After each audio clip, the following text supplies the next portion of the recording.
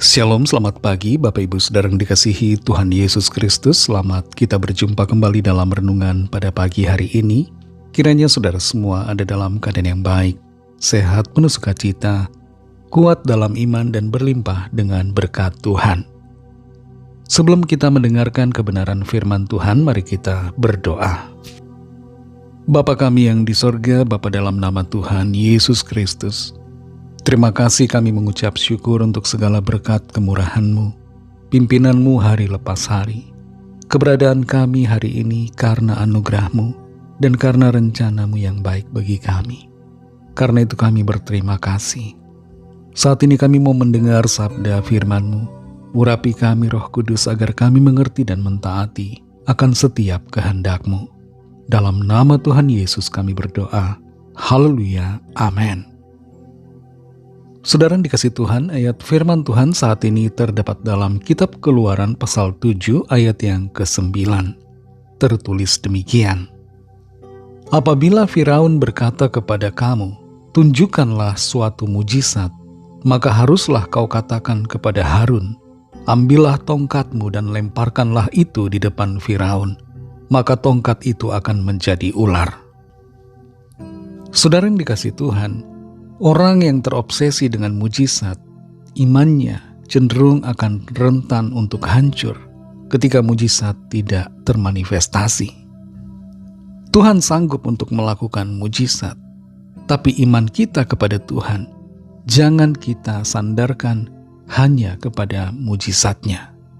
Selalu ada tujuan dari mujizat yang Tuhan kerjakan, dan tujuan itu diantaranya adalah untuk melegitimasi panggilan Tuhan atas seseorang, dan agar orang dapat mengenal siapa Tuhan, serta bertujuan untuk kemuliaan Tuhan.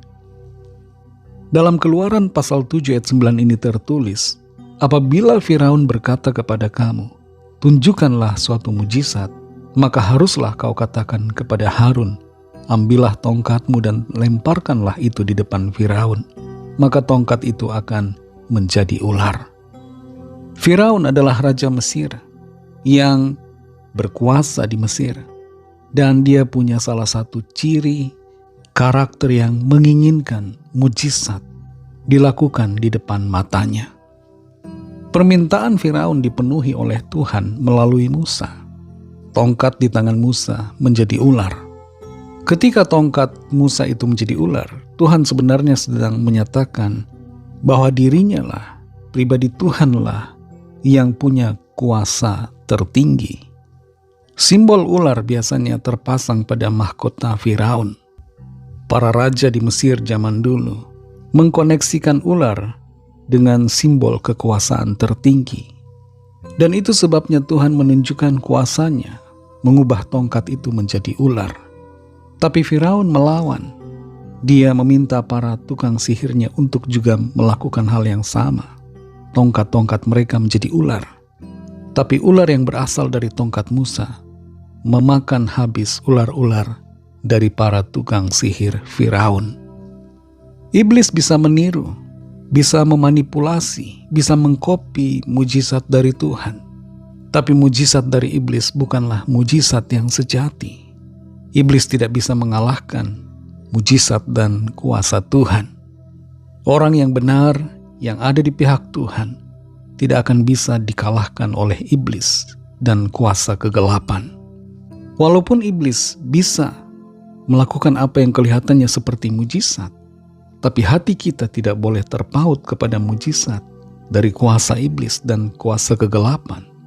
Hati kita harus terpaut kepada kuasa Tuhan. Kalau kita perhatikan sikap Firaun yang terus berkeras hati sekalipun sudah melihat begitu banyak mujizat, mulai dari tongkat menjadi ular dan mujizat-mujizat lainnya, kita bisa melihat bahwa mujizat tidak selalu membuat orang bertobat. Tidak selalu orang langsung percaya sekalipun melihat mujizat demi mujizat Tuhan. Itu sebabnya penting untuk kita, saudara, percaya kepada Tuhan bukan karena mujizatnya, tapi karena pribadinya yang kita kenal secara pribadi. Ada hal menarik di sini, saudara, bahwa tongkat yang dipegang Musa menjadi ular hanya 2 kali. Pertama, ketika Tuhan memanggil Musa untuk pergi memimpin bangsa Israel. Di situ Tuhan mengubah tongkat Musa menjadi ular. Dan yang kedua, ketika Musa berhadapan dengan Firaun. Mujizat itu bukan untuk dipamerkan begitu saja. Mujizat itu selalu mempunyai tujuan. Kalau Musa mau, Musa bisa saja melemparkan tongkat itu kepada bangsa Israel dan mengubahnya menjadi ular dengan kuasa pertolongan Tuhan. Tapi itu tidak dilakukan Musa karena bukan itu yang disuruh dan yang dikenan Tuhan. Mujizat Tuhan selalu ada tujuan, bukan untuk dipamerkan, bukan untuk show off, dan bukan untuk kesombongan. Saudara yang dikasih Tuhan, apa yang menjadi rema buat kita? Biarlah kita selalu percaya kepada Tuhan dengan segenap hati kita. Mujizat demi mujizat yang Tuhan nyatakan di dalam Alkitab maupun dalam kehidupan kita bertujuan untuk membuat kita percaya dengan hati yang sungguh kepadanya. Tapi jangan biarkan iman kita bertumbuh hanya karena mujizat. Tumbuhkan iman kita oleh karena pengenalan yang benar dan dalam akan Tuhan. Roh Kudus akan menolong saudara dan saya untuk mengerti akan kebenaran firman Tuhan. Mari kita berdoa. Terima kasih Tuhan Yesus, kami mengucap syukur untuk firman-Mu yang sudah kami dengar. Firman-Mu memberikan kami pengertian dan menuntun untuk berjalan di dalam kebenaran. Engkau adalah Tuhan yang Maha Kuasa, yang sanggup melakukan segala perkara. Setiap mujizat yang Tuhan nyatakan bertujuan agar kami percaya dengan teguh dan sungguh-sungguh mengasihi-Mu serta setia kepadamu. Kami sadar Tuhan, mujizat-Mu bukan untuk dipamerkan, tapi mujizat-Mu punya tujuan. Dan Engkau mau kami bertumbuh dalam iman bukan semata karena mujizat-Mu, tapi sungguh karena mengenal Engkau sebagai Tuhan dan Juru Selamat kami. Berikan kami pengertian yang lebih lagi. Tuntun kami Roh Kudus untuk melangkah dalam kebenaran-Mu. Berkati kami Tuhan di sepanjang hari ini dalam segala tugas aktivitas kami. Pimpin dan sertai kami agar kami berhasil dan berkemenangan di dalam segala perkara. Kami berdoa bagi yang sakit dan dalam pergumulan. Nyatakanlah kuasa pertolongan dan mujizat-Mu ya Tuhan. Kami percaya kami terima jawaban doa. Kami terima lawatan dan mujizat Tuhan. Kami serahkan semua ke dalam tangan kasih-Mu. Dalam nama-Mu yang kudus, nama Tuhan Yesus Kristus, kami sudah berdoa dan mengucap syukur. Haleluya.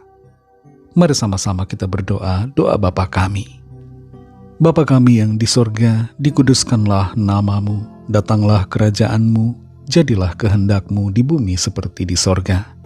Berikanlah kami pada hari ini makanan kami yang secukupnya. Dan ampunilah kami akan kesalahan kami, seperti kami juga mengampuni orang yang bersalah kepada kami. Dan janganlah membawa kami ke dalam pencobaan, tetapi lepaskanlah kami daripada yang jahat, karena Engkaulah yang punya kerajaan dan kuasa dan kemuliaan sampai selama-lamanya. Amin. Terimalah berkat Tuhan. Tuhan memberkati engkau dan melindungi engkau. Tuhan menyinari engkau dengan wajah-Nya dan memberikan kasih karunia. Tuhan menghadapkan wajah-Nya kepadamu dan memberikan damai sejahtera.